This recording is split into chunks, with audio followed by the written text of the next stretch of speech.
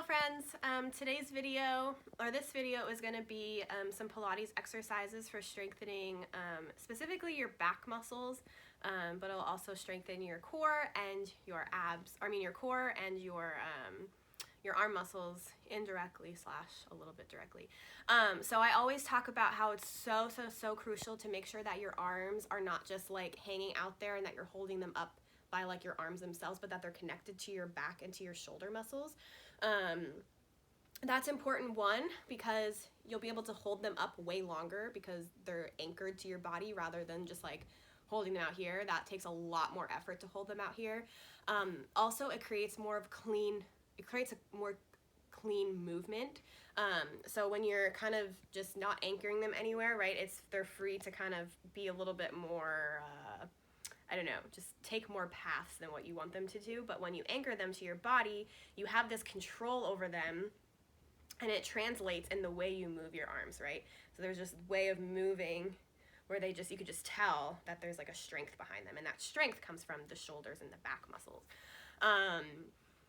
So that's really important, just for the way your port de bras looks, from plies to the, all your bar exercises, right?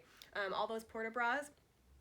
But it's also really important when you're doing leaps and turns, right? When our leaps, when our arms aren't connected to our back, that's when our leaps do this thing, right? We want to come from first to your third position or to whatever position you're doing in your leap with control. And the way to do that is by connecting those arms to your back, having that strength so that you can move with control.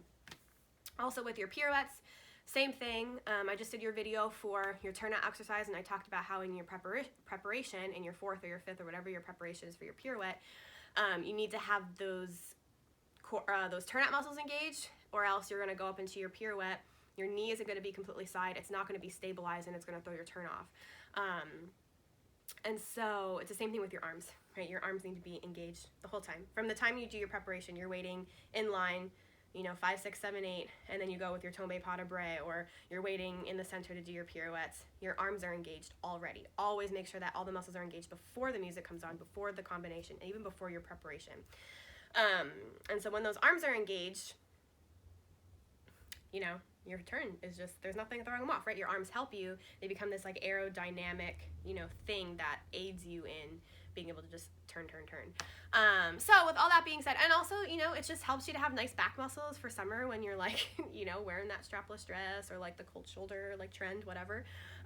So it just kind of helps you in all levels, helps to keep your shoulders back, your posture, and everyday life. So not only dancers do Pilates, Pilates is an amazing exercise to cross train with, but also just in life in general. So if you ever like stop dancing after college or when you're older, Pilates is still awesome to train with. So we're gonna start without further ado. I probably talked for like 3 minutes, didn't I? LOL. Okay, so we're gonna start in a tabletop position. So you wanna make sure that your shoulders are over your hands and your hips are over your knees. And to warm up our core, we're just gonna keep our feet like this, but you're just gonna lift your knees and just hold, and don't forget to breathe. So this is like a nice full body warm up. I already feel my abdominals kind of shaking a little bit. Just kind of get your core engaged so that you use it throughout all these exercises. So hold it for a couple more breaths. And then go ahead and release. I think we did this in our Ballet Tech class before, this same exercise. I love it. So you're going to put start with your right or your left. It doesn't really matter. I'm starting with my right leg. Stick it out parallel with the floor. And hold that. Make sure that your leg is strong. It's not going to be turned out. It's going to be parallel, so your knee is facing the ground. And then you're going to take your opposite arm and put that out strong, parallel to the ground as well. And just hold this for a breath. This is really good for stability. And then what we're going to do for 8 times is we're going to bring that in, touch your elbow to your knee, and then just head it back out. So this is not only a core and abdominal stability and strengthening exercise. That was 3, but it's really good for just the whole back of the body.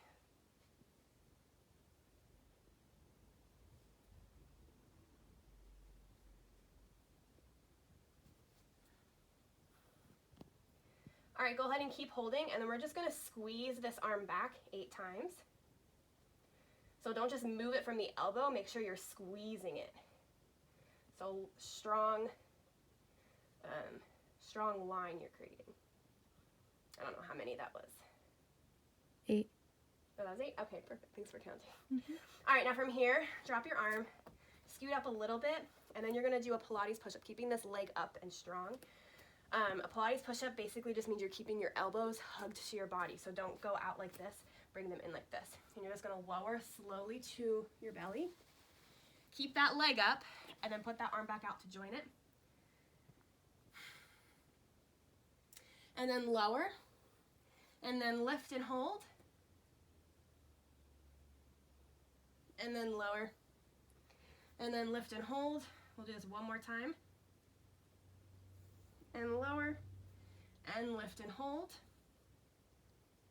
And then bring your other leg up and your other arm up to join it. This is where it really hurts.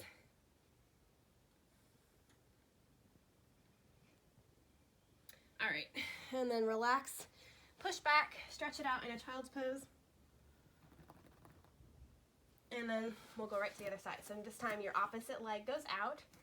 Get your balance parallel. The other arm joins it. Hold it here for a couple breaths. Don't forget to breathe. And then we're going to meet elbow to knee 8 times.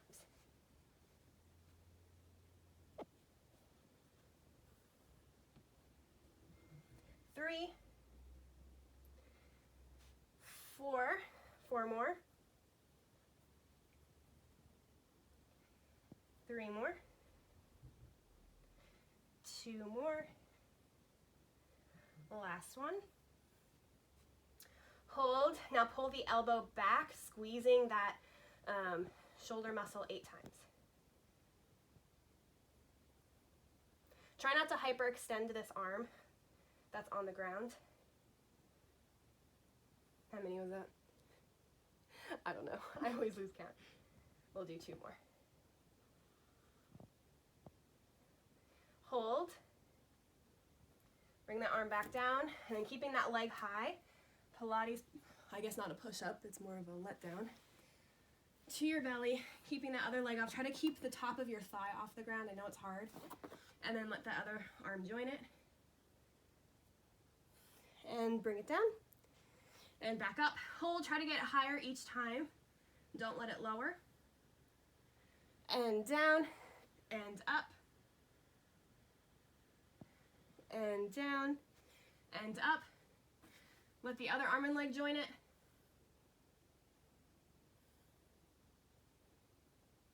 And lower. Take a breath. That's probably just as much of a glute exercise as it is an upper back exercise. And then go ahead, back to child's pose, stretch it out. And then push up to a downward dog, give it a calf stretch, but really focus on letting that upper back release by thinking about your sternum falling to the mat. So you really want to push those arms back, or push back from your hands. All right, awesome. How many minutes we got? 8. Oh, we're only at 8 minutes? Okay, perfect. So that is a great exercise for just the whole back of the body. Gets the back of the legs, your upper back. I just feel not only like I worked my back, but I feel like a lot more loose. We carry a lot of tension when we're like working, doing homework at our desk or sitting on our beds in awkward positions. So you want to make sure that you're always loose in that upper back and neck. So this is a great exercise for that too.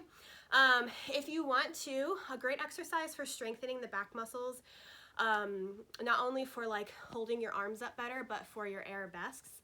And I'm not gonna like make you do this or demonstrate it right now, but you can put your feet under a couch or have a sister or a parent or someone in your household hold your feet. And we did this in class before too, where you lay on your stomach with your feet anchored and you do like back crunches.